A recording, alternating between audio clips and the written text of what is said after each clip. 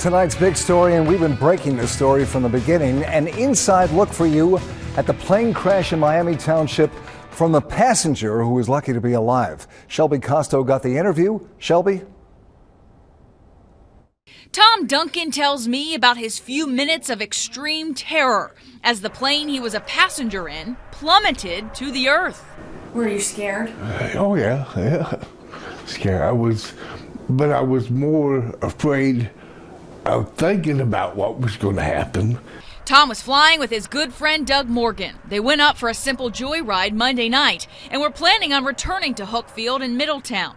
But they started to run low on fuel. Then the engine started sputtering, and then it died. We knew that we were in trouble. Tom said Morgan did not want to land on the highway for fear of hurting someone else. So he picked a field near 675 and 75, and they landed in the thick brush. I think that's partly of what actually saved us.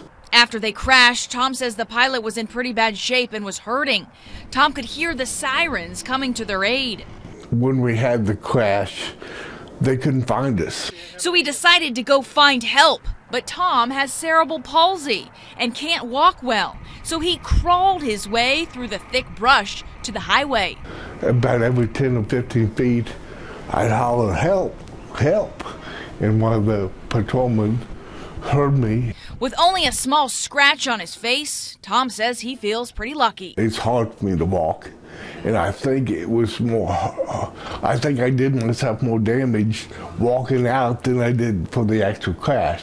He credits his friend, who he calls an experienced pilot, for making it out of the plane crash alive. I feel like he did a real good job. He knew what he was doing and probably saved a lot.